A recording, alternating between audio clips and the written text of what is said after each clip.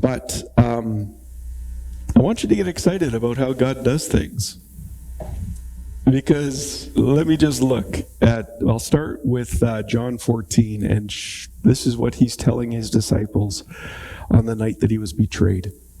Starting at verse 15, it says, "If you love me, obey my commandments. And I will ask the Father, and he will give you another advocate who will never leave you. He is the Holy Spirit who leads you into all truth. The world cannot receive him because it isn't looking for him and doesn't recognize him. But you know him because he lives with you now and later will be in you. No, I will not abandon you as orphans. I will come to you.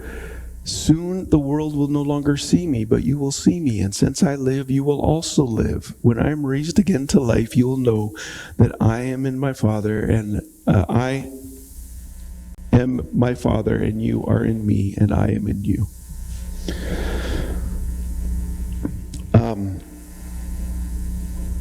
How far am I going? 21. Okay.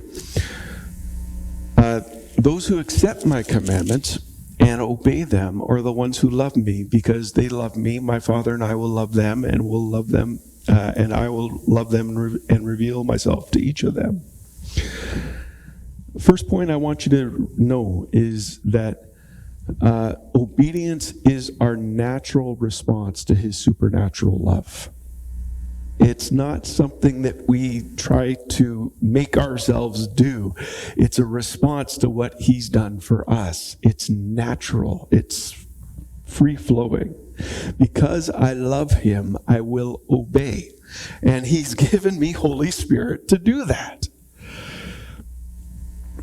Well, what if his commandments are hard? Well, don't worry. They aren't. This isn't in your notes, but go to 1 John chapter 5. 5, 1 and 3. 1 to 3. Where's 5?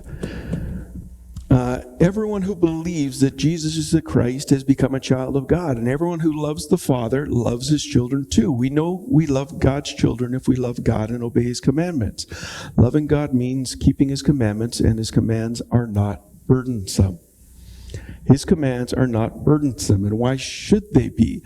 I am loving God because he first loved me, and it naturally flows into loving other people because they like me and love me and are doing the same thing. So it's easy for me to love you when you love me, and it's easy for me to love you when for you to love me when I love you.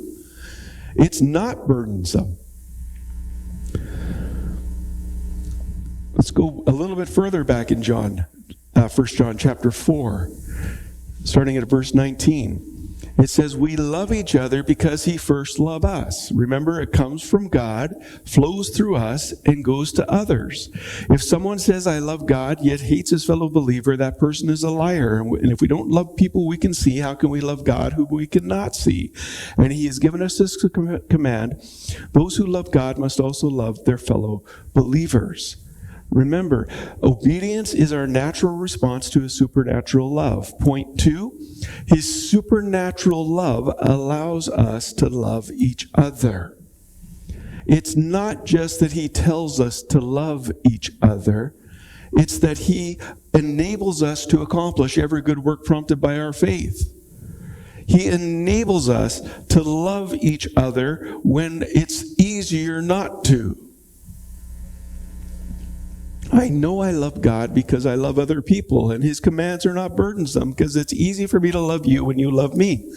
But when it is burdensome, don't worry. I still have Holy Spirit helping me to love you. And you have Holy Spirit to help you to love me, because I know. Ask my wife. I'm not an easy person. Well, she says she's easy, but I contradict her. And that's what makes me unreasonable. Anyway, where are you, love? Don't turn the camera off now. Remember, obedience is our natural response to his supernatural love. His supernatural love allows us to love each other. Point 3, as we naturally respond to his love and love him and love others, we obey all of his commands.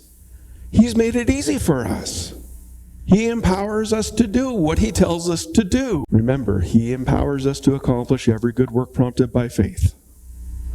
And also remember, Obedience is our natural response to his supernatural love. His supernatural love allows us to love each other, and we respond to his love and love him and love others. As we do that, we obey all of his commands. But there's a problem. And the problem is we need to remain in his love.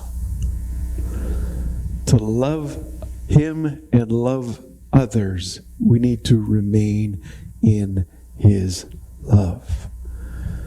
Look at what else John says Jesus told his disciples at the last day.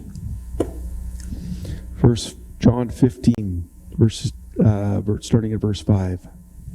He said, "Yes, I am the vine and you are the branches. Those who remain in me and I in them will produce much fruit. Apart from me, you can do nothing.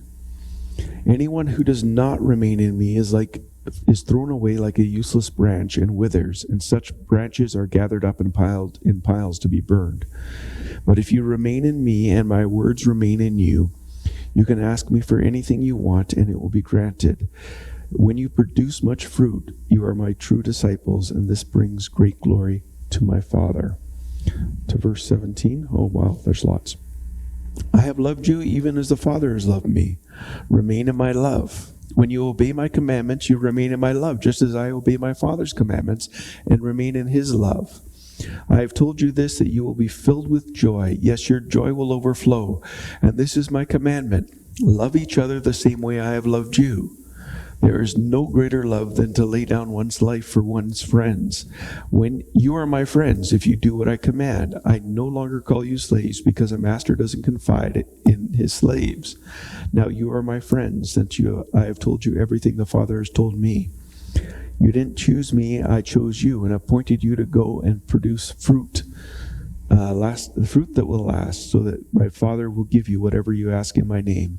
And this is my commandment, love each other."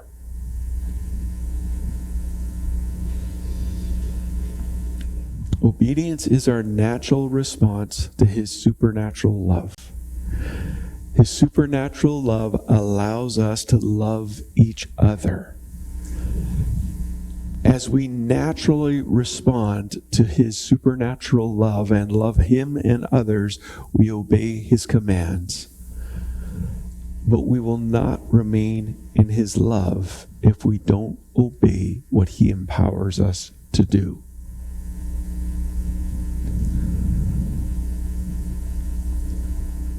When we don't obey what he empowers us to do, our joy is hindered and we stop producing fruit.